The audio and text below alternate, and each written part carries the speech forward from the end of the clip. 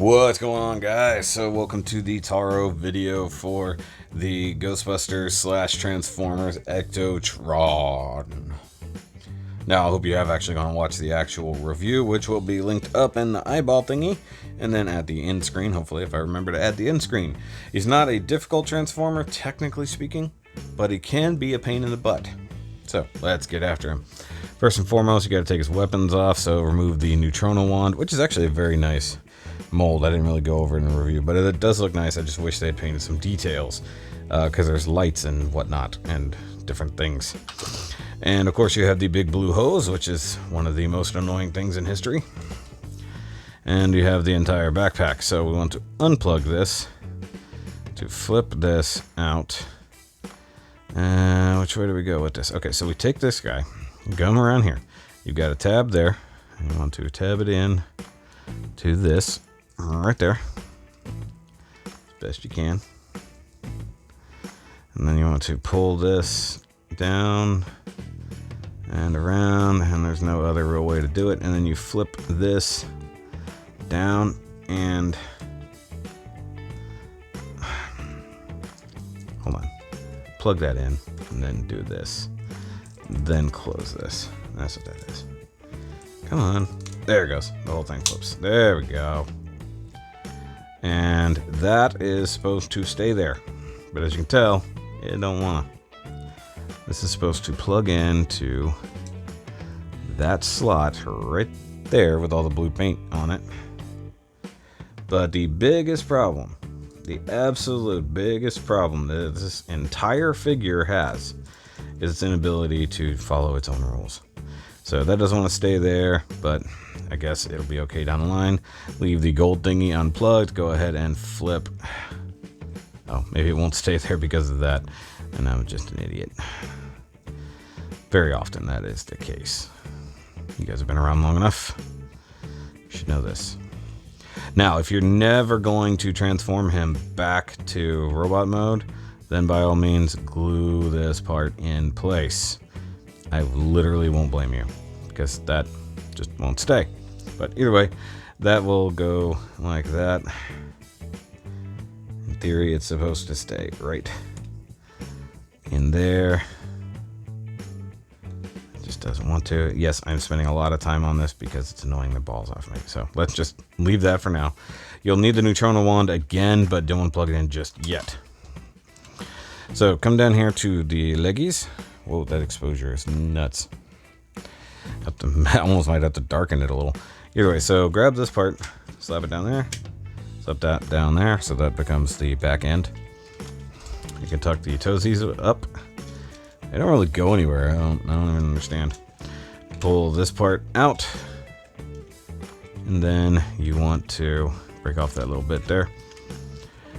I think you can connect these. Hold on. Before we go too far.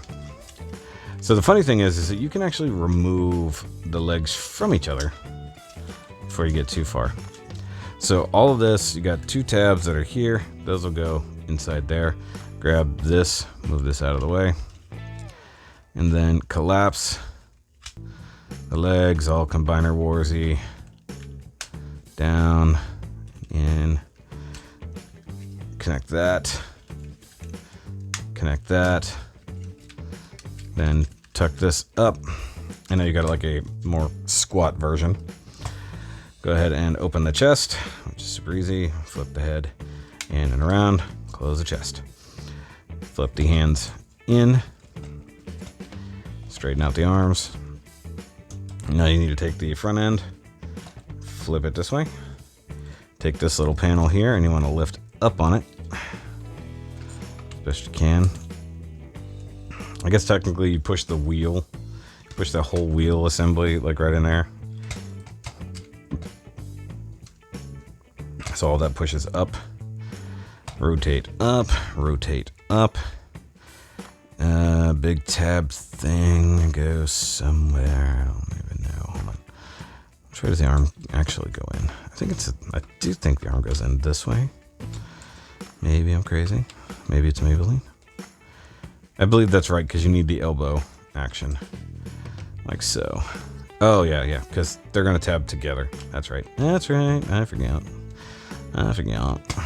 Okay, so close it up. Tab, slot. Tab, slot. Double tabs up there. And just sort of make everybody meet up as nice and neat as possible. It does fight you a little bit. Kind of get that as squared up as you can. Now you've got the entire side panel of the thing. It's on a double rocker. Bring it down. You got a little tab thingy there. Tiny little tab there. Flip all that down.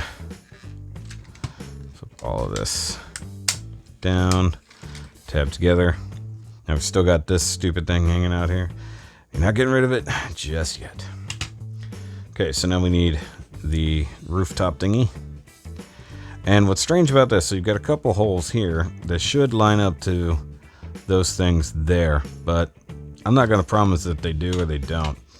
And then you've got a slot like under there, which I think is supposed to line up to a thing there, but once again, I don't know and I can't promise. But that actually doesn't make a whole lot of sense given the way this works. So what you want to do is you want to take the blue thingy and tuck it in and down, and then make sure that it can come out right here. And you want to push this down until it snugs itself into place, more or less.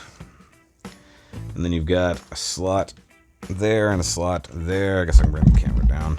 And then a hole there. So do what you got to do. Plug that in there. Though usually when you plug one in, the next one unplugs. So take it as you will. So plug that in there. Just get your clearances about as good as you can. They're really dumb, if I'm honest. And then the bottom one we'll plug in there. I'm gonna be honest, I never actually knew what that hose thingy does for the Ecto-1, because it makes no sense for it to plug into the car. So you got this thing here, it will rotate. You got a super soft rubber tab that wants to pretend like it can plug into here. And that's about as good as that gets. We get our Neutrona wand, which is here. And you want to use the hole that's right there. Kind of tuck this under there. I guess you could have put it on first, but the blue thingy would have been in the way. So you've got all that. I hope somebody comes up with a hard plastic thing for this and something better for that in the future, like Dr. Wu or DNA or somebody. And then take the gold thing, which I think is supposed to be an antenna basically, and plug it in on the fender. Once again, super loose and crappy. But there we go. There is our ECTOTRON in our Ecto-1 mode. And it looks fine. Looks like an Ecto-1, especially the first version. So it's definitely the original Ecto-1. Even though it's really strange how in Afterlife, which this is supposedly from, given the weathering and whatnot, this Ecto-1 has gone back to being the original Ecto-1 instead of being the Ecto-1A or the Ecto-1B. It's gone back to original equipment. So there we go. That's it. Ecto-1 back in vehicle mode. That came apart for some reason, but is what it is. So guys, make sure once again you go watch the full review. It's up there. It's good, but it's a pain in the butt. So that's going to be it for this T.A.R.O video, guys. I will see you next time. Remember, as always, transform and roll out. That was better when I had the slope. Yeah.